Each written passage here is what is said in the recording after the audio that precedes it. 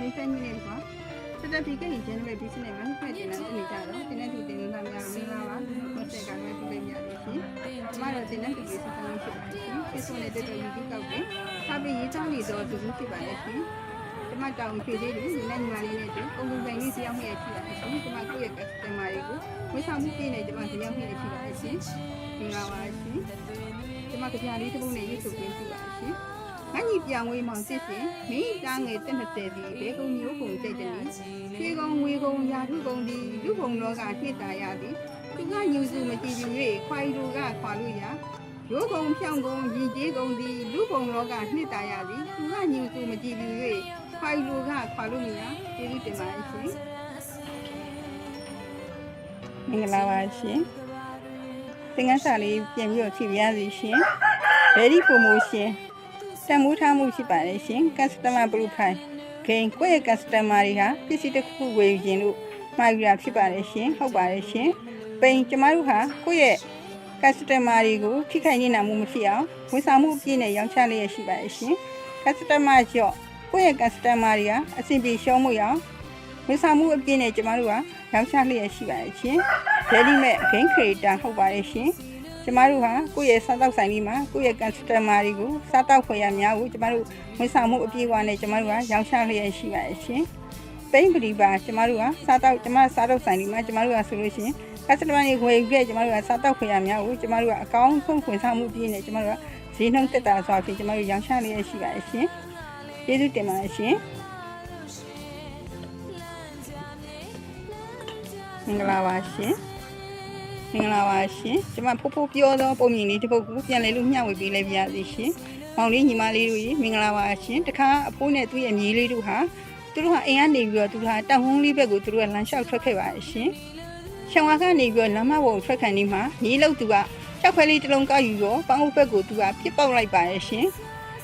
အဲ့ဒီမှာကြောက်ခဲလေးကပန်းဦးထဲကိုသူကအလှပန်းမင်လေးကိုထိမှန်ပြီးတော့ပန်းမင်လေးဟာထပ်ပိုင်းကျိုးသွားခဲ့ပါရဲ့ရှင်အဲ့ဒီလိုမြေဖိုးနှစ်ယောက်ဟာတောင်ကုန်းဘက်ကိုသူတို့ကခရီးဆက်ထွက်ခဲ့ပါရဲ့ရှင်ခရီးဆက်ပြီးတော့သူကတောင်ကုန်းလေးတဲ့တောင်ကုန်းထိပ်မှာသူတို့ကထိုင်နေခဲ့ပါရဲ့ရှင်အဖိုးကလေကောင်းလေတန်းလေးတွေရှူနေခဲ့ပါတယ်ရှူကင်းလေးတွေကိုကြည်နာပေါ့နော်ကောင်လေးကတော့ခုနအိမ်ကထွက်လာတဲ့အတိုင်းပဲ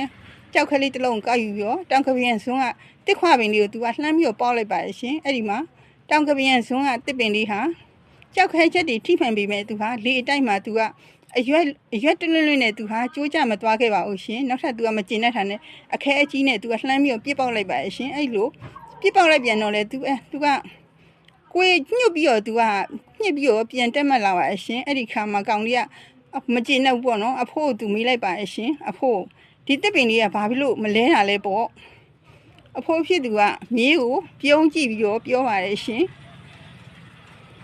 အဲ့ဒီတစ်ပင်လေးကိုကြည်ငတ်မြေးသူဟာတရုတ်တရားနဲ့သူဟာ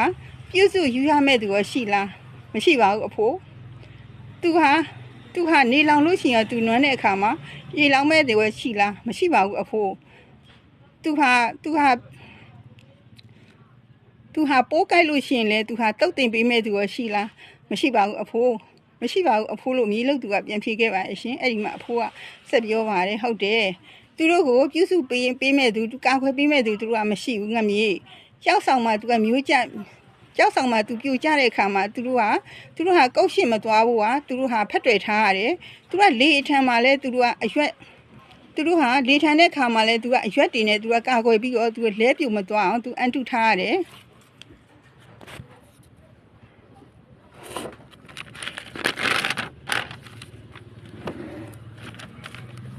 အန်တုထားရတယ်သူတို့ကိုသူတို့ကာကွယ်ထားရတယ်သူတို့ကိုတိုက်ခိုက်လာတဲ့အရာတွေကိုသူတို့အန်တုထားရတယ်အိမ်ကပန်းမီလေးနဲ့တူတာငှက်မြေးမတူပါဘူးအဖိုးလို့မြေးလို့သူကထပ်ဖြေခဲ့ပါရဲ့ရှင်အဲ့ဒီအချိန်မှာအဖိုးလို့သူကသူ့မြေးလေးကိုခေါင်းကိုပုတ်ပြီးတော့ငှက်မြေးလောကမှာအိမ်ကအလှတစ်ပင်လေးလိုပဲတေချာပြုစုယူရပြီးတော့ပိုးဖယ်ပေးရတယ်ရေလောင်းပြီးမဲ့သူနဲ့ဒဏ်ရာတွေကင်းနေတဲ့တစ်ပင်ဟာဒဏ်ချက်တစ်ခုဖြစ်လာတာနဲ့ပြုတ်လဲလွယ်တယ်ကိုယ့်ဘာသာဒဏ်ရာတွေကိုရင်ဆိုင်ပြီးတော့တမန်အောင်လှုံမထားတဲ့သူကပြိုလဲလွယ်တယ်ကြဆုံးလွယ်တယ်ငတ်မြေလောကမှာရှင်သန်တဲ့အခါကိုအားကိုပါဒဏ်ရာတွေရလာတဲ့အခါအန်တုရင်ဆိုင်ပြီးတော့ရှင်သန်အောင်ဘယ်လိုအခက်အခဲတွေပဲလာတွန်းလှန်ရုန်းကန်မှာ